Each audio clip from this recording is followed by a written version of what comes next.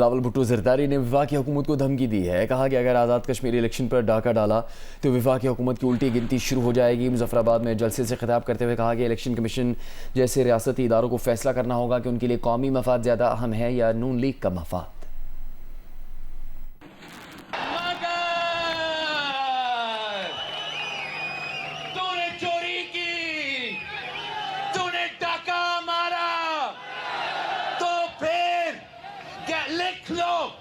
Guarantee میرا لے لو, تیرا وفاقی حکومت کا الٹی گنتی تب سے شروع ہو جائے.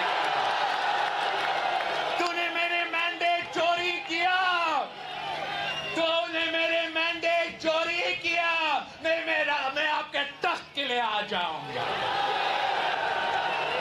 الیکشن کمیشن جیسے ریاستی اداروں کو فیصلہ کرنا پڑے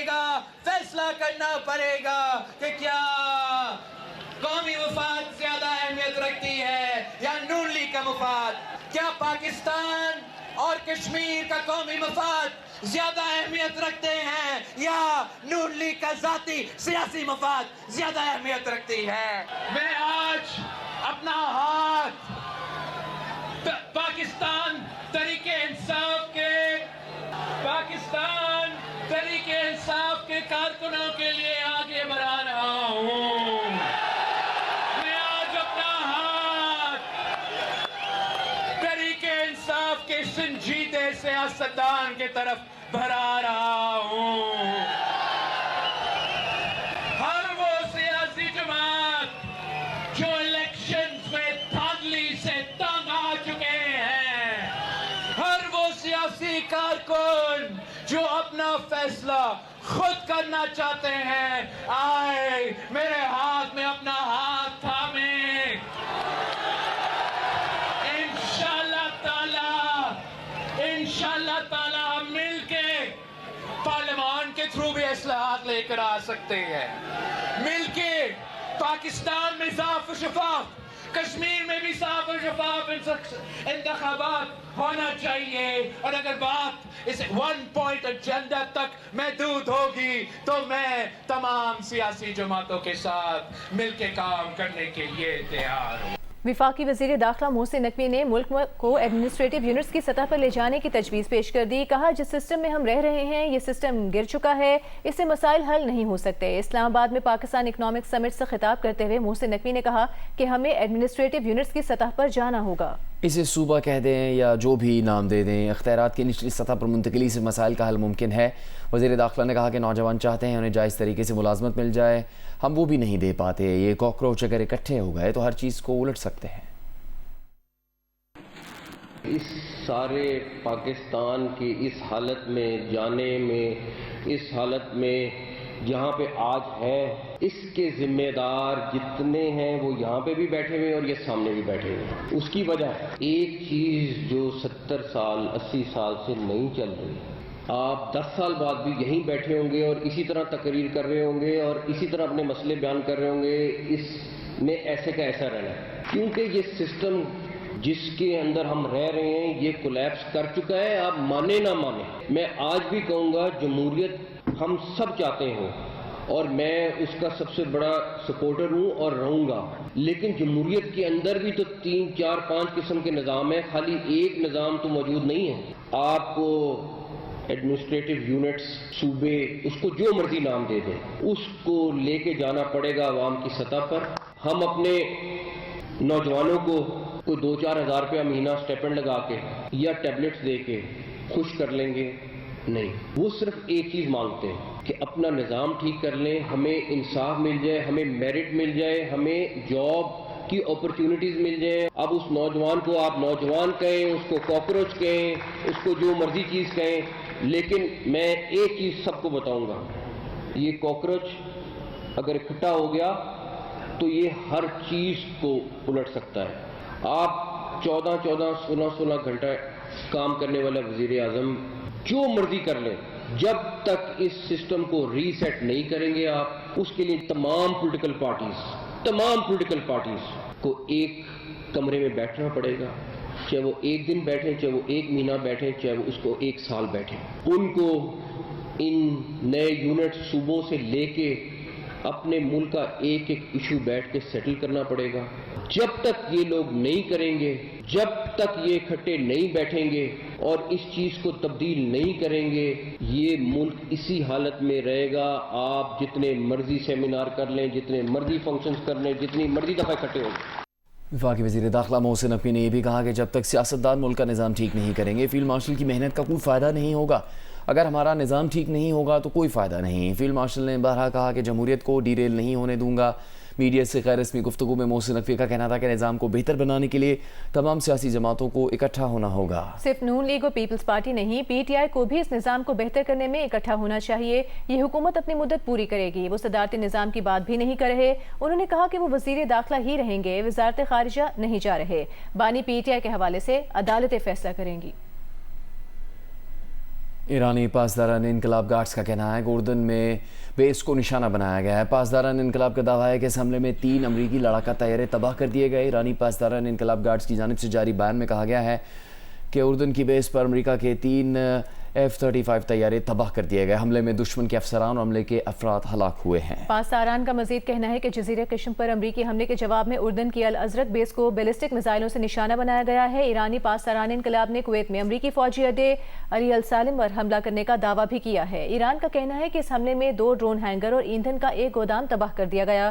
ترجمان کویتی وزارت دفاع کا کہنا ہے کہ شمالی کویت میں چینی کمپنی کی عمارت ایرانی حملے کا نشانہ بنی, جس میں ایک کارکن ہلاک ہوا. عمارت کو بھی ایرانی حملے میں نقصان پہنچا ہے.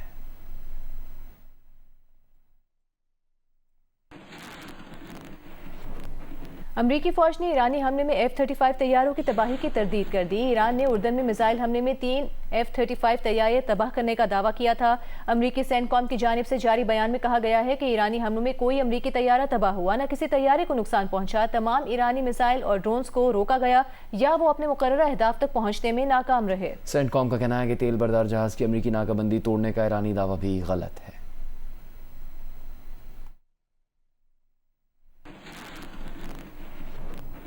امریکی سینٹرل کمانڈ نے کہا کہ امریکہ نے ایران پر حملے کیے ہیں. مشرق وسطیٰ میں امریکی افواج پر حملوں کے جواب میں کارروائی کی گئی.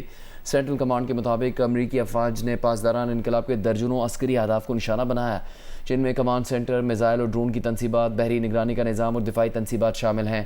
حملوں کا مقصد ایران اور اس کے اتحادیوں کے امریکی افواج, کمرشل جہاز رانی اور ہمسایہ خلیجی ممالک پر حملہ کرنے کی صلاحیت کو محدود کرنا تھا. دوسری جانب ایرانی سرکاری میڈیا کا کہنا ہے کہ ایران پر امریکی حملے میں پاسداران انقلاب کے 3 اراکین شہید ہو گئے. ایرانی فورسز نے دشمن کا ڈرون طیارہ مار گرانے کا دعویٰ کیا ہے. ایران کی سرکاری نیوز ایجنسی نے کشم میں امریکی فوجی حملے کے بعد کی ویڈیو جاری کر دی ہے. امریکی حملے کے نتیجے میں ایک خاندان کے 3 افراد شہید ہوئے, 2 بچے زخمی ہو گئے. دوسری جانب امریکی اخبار نے اپنی رپورٹ میں دعویٰ کیا ہے کہ ایران کے خلاف جنگ میں کیا حکمت عملی اپنائی جائے, اس پر امریکی فوجی قیادت تقسیم ہے. رپورٹ میں کہا گیا ہے کہ سینٹرل کمانڈ کے سربراہ ایران پر بڑے فضائی حملوں کے حق میں ہیں. ایڈمرل بریٹ کوپر ایران پر 2 ہفتوں تک بڑی بمباری کے حق میں ہیں. جنرل کین اور وزیر جنگ پیٹ ہیگسیتھ چاہتے ہیں کہ ایئر ڈیفنس اسٹاک کو بچایا جائے.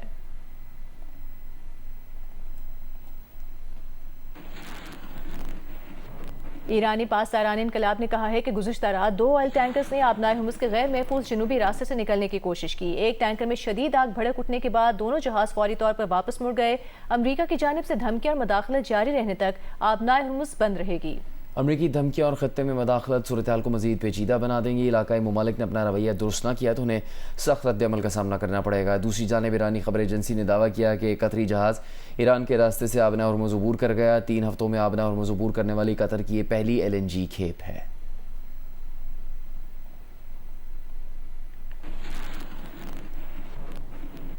اسحاق ڈار نے سعودی وزیر خارجہ شہزادہ فیصل بن فرحان سے ٹیلی فونک رابطہ ہوا ہے. ترجمان دفتر خارجہ کے مطابق دونوں وزراء خارجہ نے خطے اور عالمی صورتحال پر تبادلہ خیال کیا. بحیرہ احمر اور باب المندب کی حالیہ صورتحال پر بھی گفتگو کی گئی. فلسطین کے معاملے پر عرب اور اسلامی ممالک کا اجلاس بلانے کی اردن کی تجویز کا خیر مقدم کیا گیا. اسحاق ڈار اور شہزادہ فیصل بن فرحان نے باہمی رابطے برقرار رکھنے پر اتفاق کیا.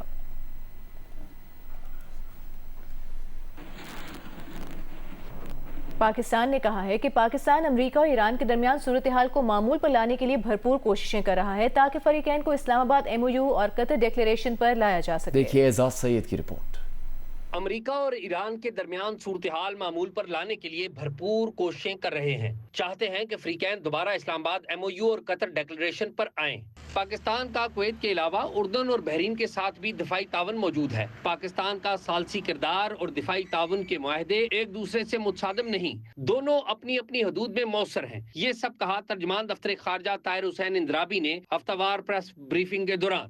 Pakistan defence cooperation agreement, Pakistan کا ثالثی کردار دفاعی تعاون کے معاہدوں سے متاثر نہیں ہوگا. دونوں ذمہ داریاں بیک وقت نبھائی جا سکتی ہیں. وزیر اعظم کی قیادت میں دفتر خارجہ، مسلح افواج اور تمام متعلقہ ادارے قومی مفادات کو مد نظر رکھتے ہوئے اپنی ذمہ داریاں ادا کر رہے ہیں. completed its ratification process and ratified it. انہوں نے کہا کہ غیر ریاستی عناصر کے سعودی عرب پر حملے قابل مذمت ہیں. سعودی عرب اقوام متحدہ کے چارٹرڈ کے آرٹیکل 51 کے تحت اپنے دفاع کا حق رکھتا ہے. We have seen the statement issued by the Saudi Ministry of Defense. Pakistan سعودی وزارت دفاع کے جاری کردہ موقف کو نوٹ کرتا ہے. عراق کے رد عمل سے متعلق فی الحال کوئی معلومات نہیں. سعودی عرب کو اقوام متحدہ کے چارٹر کے آرٹیکل 51 کے تحت اپنے دفاع کا مکمل حق حاصل ہے. Under the Article 51 of the UN Charter. ترجمان دفتر خارجہ نے بریفنگ میں کہا کہ افغانستان سے پاکستان پر دہشت گردی کی کارروائیاں کر کے سیکیورٹی حکام اور بے گناہ شہریوں کو نشانہ بنایا جاتا ہے. پاکستان اپنے تحفظ کے لیے دہشت گردی کے ٹھکانوں پر کارروائیاں جاری رکھے گا. اعزاز سید، جیو نیوز، اسلام آباد. سیکیورٹی فورسز نے بلوچستان کے ضلع خوستان میں خفیہ اطلاعات کی بنیاد پر کارروائی کی ہے. کارروائی میں 4 دہشت گرد ہلاک ہوئے جبکہ بارودی مواد سے بھری 2 گاڑیاں تباہ کر دی گئیں. ISPR کے مطابق آپریشن فتنل ہندوستان کے دہشت گردوں کی موجودگی کی اطلاع پر کیا گیا. دہشت گردوں کے ہمراہ بارودی مواد سے بھری 2 گاڑیوں کو بروقت سراغ لگایا گیا. سیکیورٹی فورسز کی فوری اور مؤثر کارروائی میں دونوں گاڑیوں کو کامیابی سے تباہ کر دیا گیا. کارروائی میں گاڑیوں کو آپریٹ کرنے والے بھارتی اسپانسرڈ 4 دہشت گرد مارے گئے. وزیر اعظم شہباز شریف کی زیر صدارت پاور ڈویژن کے امور پر جائزہ اجلاس ہوا. شہباز شریف نے کہا کہ پاور سیکٹر میں اصلاحات اولین ترجیحات میں شامل ہیں. پاور سیکٹر کی بہتری کے لیے بھی ابھی مزید محنت کی ضرورت ہے. ملک بھر میں اسمارٹ میٹرز کی تنصیب ناگزیر ہے. بجلی چوری مکمل طور پر ختم کرنے کے لیے پاور سیکٹر میں ہر سطح پر سخت اقدامات کی ضرورت ہے. وزیر اعظم نے بجلی تقسیم کار کمپنیوں کی بلنگ سسٹم کا ٹیکنیکل آڈٹ کروانے کی ہدایت بھی کی. یہ بھی کہا کہ بہترین کارکردگی والی ڈسکو کو اعزاز سے نوازا جائے گا. شہباز شریف نے کہا کہ گاؤں کی سطح پر شمسی توانائی کے منصوبے تیار کیے جائیں. دوسری جانب شہباز شریف کی زیر صدارت ایک اور اجلاس میں وزیر اعظم نے کہا کہ اوورسیز پاکستانی قیمتی اثاثہ ہیں جنہیں سہولیات کی فراہمی حکومت کی اولین ترجیح ہے. اجلاس میں بتایا گیا کہ پاور آف اٹرنی، جائیداد فروخت کرنے کے حوالے سے اور دستاویزات تصدیق کے لیے QR کوڈ متعارف کرایا جا چکا ہے. وزیر اعظم نے کہا کہ QR کوڈ کے ذریعے اوورسیز پاکستانیوں کی شکایات اندراج کی ڈیجیٹائزیشن خوش آئند ہے. QR کوڈ کے ذریعے شکایات اندراج سے متعلق اوورسیز پاکستانیوں کے لیے خصوصی آگہی مہم چلائی جائے گی.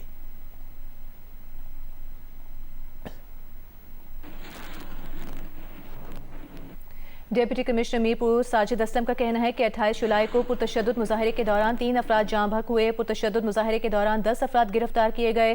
سوشل میڈیا پر زیادہ تر مواد جھوٹ پر مبنی ہیں. افواہیں پھیلانے والوں کے خلاف سخت کارروائی کی جائے گی. SSP میرپور خرم اقبال نے کہا کہ مظاہرین کی جانب سے پنجاب پولیس کے اہلکاروں کو یرغمال بنا کر تشدد کیا گیا جنہیں بعد میں بازیاب کروایا گیا. پولیس کی اضافی نفری کو محصور کر کے مختلف اطراف سے فائرنگ کی گئی. فائرنگ سے پولیس کانسٹیبل زخمی ہوا. مظاہرین کی فائرنگ کے جواب میں پولیس نے فائرنگ کی. پولیس کی جانب سے فائرنگ نہیں ہونی چاہیے تھی.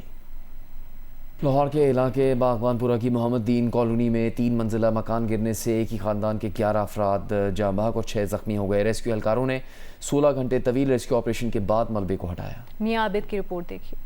لاہور کے علاقے باغبان پورہ کی محمد دین کالونی میں خوشیوں بھرے گھر پر قیامت صغریٰ گزر گئی. گھر میں سالگرہ کی تقریب جاری تھی کہ 3 منزلہ مکان اچانک گر گیا جس کے نتیجے میں 11 افراد جاں بحق ہو گئے. گھر میں اوپر تلے 3 بھائی عباس، شاہد اور زاہد رہائش پذیر تھے. ان کی بہن بھی بچوں سمیت سالگرہ کی خوشیاں منانے کے لیے آئی تھی. ریسکیو کام کے مطابق بارشوں سے بچنے کے لیے اوپر والی چھت پر مٹی ڈلوائی گئی تھی جو وزن برداشت نہ کر سکی اور ٹی اور گرڈر سے بنی تینوں چھتیں گر پڑیں اور ہنستا بستا گھرانہ ماتم کدہ بن گیا. ایک متاثرہ شخص نے بتایا کہ اس کی بہن، بچے، بھتیجے، بھانجے سب ملبے تلے دب گئے ہیں. میری بہن بہت ہوگی، میرے پنے میں 2 بہت ہو گئے، 2 پنے میاں بہت ہو گیا، ساس میری بہت ہوگی.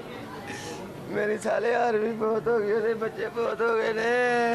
متاثرین نے شکوہ کیا کہ ریسکیو ٹیمیں تاخیر سے پہنچی، 5 افراد کو انہوں نے اپنی مدد آپ کے تحت ملبے سے نکالا۔ آپ ادھا گھنٹہ کھلوتے رہے نے، بعد چ جنہوں دی پوری ٹیم ہوئی ہے پھر اندر بڑے نے۔ میریاں بچیاں دیاں چیکاں دیاں آوازاں، میریاں پنیویاں دیاں آوازاں، آوازاں ہی ختم ہو گئی ہیں۔ محلے داروں نے اور کزنوں نے مل کے ہم نے کوئی 6 افراد نکالے ہیں رات کو۔ جہاں باق ہونے والے افراد کی نماز جنازہ پیر کوٹلی عبدالرحمان میں ادا کی گئی، جس میں عزیز و اقارب اور اہل علاقہ نے بڑی تعداد میں شرکت کی۔ نماز جنازہ کے بعد مرحومین کو مقامی قبرستان میں سپرد خاک کر دیا گیا۔ کیمرامین اشرف ننکانوی، رضوان بٹ اور رپورٹر احمد فراز کے ساتھ نیا عابد، جیو نیوز، لاہور۔ کراچی کے علاقے PECHS کے رہائشی نوجوان کی لاش گلستان جوہر سے ملنے سے متعلق تحقیقات میں اہم پیش رفت سامنے آئی ہے۔ مقتول کا موبائل فون اب تک نہیں مل سکا، جبکہ واقعے سے 1 روز پہلے اس کے سوشل میڈیا اکاؤنٹس بند کر دیے گئے تھے۔ پولیس مختلف زاویوں سے واقعے کی تفتیش کر رہی ہے۔ میر رضا علی کے گھر سے نکلنے کی CCTV بھی سامنے آ گئی۔ ویڈیو میں دیکھا جا سکتا ہے کہ میر رضا علی صبح 4:09 پر آن لائن ٹیکسی کے ذریعے گھر سے روانہ ہوا۔ پولیس آن لائن سروس کے ٹیکسی ڈرائیور تک پہنچ گئی ہے، جس کا کہنا ہے کہ اس نے مقتول گلستان جوہر میں اس کے کچن پر چھوڑا تھا۔ ٹیکسی ڈرائیور کو شامل تفتیش کر لیا گیا۔ مقتول کے والد کا بتانا ہے کہ وہ IBA کا طالب علم تھا اور 5 سال سے کاروبار کر رہا تھا۔ نیو یارک میں عالمی ٹیکسٹائل نمائش ٹیکس ورلڈ NYC 2026 میں پاکستان پیویلین کا افتتاح کر دیا گیا۔ امریکہ میں پاکستان کے سفیر رضوان سعید شیخ نے کہا کہ پاکستانی برآمد کنندگان کو امریکی منڈی تک رسائی کے لیے ہر ممکن تعاون فراہم کریں گے۔ پاکستان اور امریکہ کے تجارتی روابط مزید مضبوط بنانے اور برآمدات بڑھانے کے لیے کوششیں جاری رہیں گی۔ پاکستانی سفارت خانے کے مطابق پاکستانی پیویلین میں ٹیکسٹائل ملبوسات، لیدر مصنوعات اور سپورٹس ویئر نمائش کے لیے پیش کی جا رہی ہے۔ نمائش پاکستانی کمپنیوں کو عالمی خریداروں سے نئے کاروباری روابط استوار کرنے کا اہم موقع فراہم کر رہی ہے۔ پاکستان کے javelin thrower Arshad Nadeem Glasgow Commonwealth Games کے فائنل میں پہنچ گئے ہیں۔ کوالیفائنگ راؤنڈ میں Olympic gold medalist Arshad Nadeem نے 78.63 میٹر دور جیولن پھینکا۔ ایونٹ میں سری لنکا کے رمیش تھارنگا 82.84 میٹر کی سب سے لمبی تھرو کرنے میں کامیاب ہوئے۔ پاکستان کے یاسر سلطان نے 71.42 میٹر کی تھرو کی۔